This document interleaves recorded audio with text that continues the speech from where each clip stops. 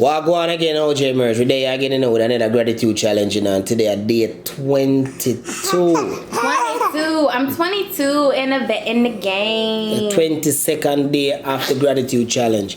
And today's question is, what teachers are you grateful for? What teachers are you most grateful for? Well, to be honest with you, I'm grateful for the ones that I can remember. And to be honest with you, my first grade teacher's name was Miss Shorter. And I remember her from the 1st grade because she was a significant figure in my life. She taught me a lot. And she had a personality that you just couldn't forget. And that's a lot of years ago, and I still can't remember Miss Shorter.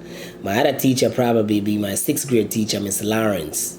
I feared that woman. She was dangerous, very strict, but she had her ways. And yeah, so those are the 2 teachers that probably I was most grateful for. My 1st grade teacher, my 6th grade teacher. Both of those teachers I can remember very well, and they played a very significant role in my life, and they taught me a lot of things. So, what's you, baby? Okay. Well, I am horrible with remembering names of teachers, so that is not something that I'm capable of. I do remember a couple of my teachers, like Miss Alder. I think she was my 8th grade teacher. And I mean, a couple of them, but honestly, none of them stood out for me to be like, I'm most grateful for them. So I'm just gonna go with like people in my life who taught me significant lessons. Okay. Again, I didn't have like mentors or anything that I could name, but I will just name my grandmother. Was definitely a valuable teacher in my life. She would make us do homework, like as kids during the summer breaks. We would come to her house. She would let us play, go to the pool, do anything we wanted, but we had to do homework. So that was like the part that we didn't love.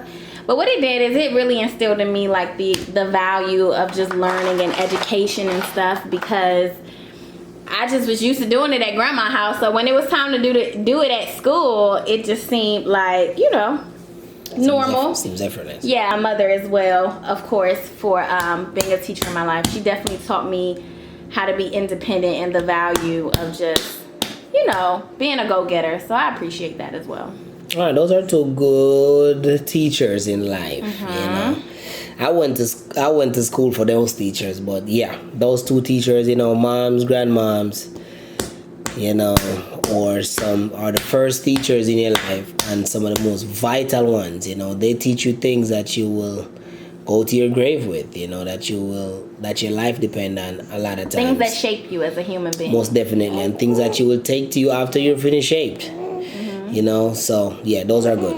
Okay, that is day 22 of the gratitude challenges. Yes. Of the gratitude challenge.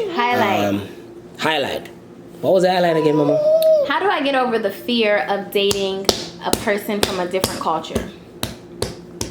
Anything new in life can be fearful. Anything that you're not used to doing you're going to feel some resistance. Kingston, chill out, no man. But the things that challenge us the most in life are the things that we grow the most from. So I would say if you're fearful of dating someone from a different culture, do your research. I mean, preparation is like the best fear reducer. And you'll never know everything until you actually get in the position. But truth be told, we're all here to learn from one another, teach one another, and gain insights from each other. And so if you're fearful of dating somebody from a different culture, just tell yourself that good or bad, no matter what, it's an experience that you will definitely grow from and be a stronger and more well-rounded human being because of. Well, and there you have it. You don't have nothing? I'm a courageous human being, so that's just one of them things. And I think for me, as I said, you just mentioned that your mama taught you certain things, and I learned a lot of things from my mom. She taught me to be fearless in certain things, and sometimes not because you're unfamiliar with a situation makes it different. People are people, not because a person don't put someone's title on them to make them seem like a whole different situation or a different person or a different being.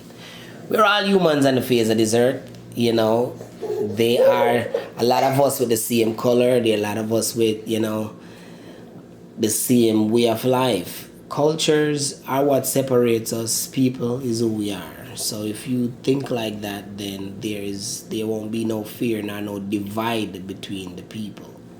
You know, so my wife American, me Jamaican, but at the same time, look at us. We are two black people that marry each other and that loves each other, and we are just people. So with that mindset, there's no intimidation, no fear, and I'd expect the same thing from her, to look at her husband and say, well, he looks like me in the mirror. You know, so we are one people. So with that being said, Yes. you know, and if it's different too, if your wife or your husband don't look like you, that's okay too.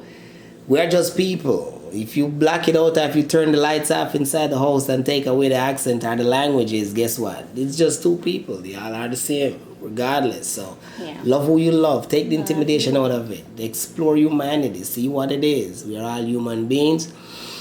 And it's just one of them things. Yes, for sure, for sure. Did y'all watch that Gucci versus Jeezy versus battle or not? All right, y'all. We will talk some more tomorrow. Make sure you email us your questions or drop them down in the comment section. Make sure you like this video. If you're not subscribed, hit that subscribe button, but also hit that notification bell so that you get notified when we back on this thing. All right? Most definitely. OJ emerging and we out again. Out. Boom.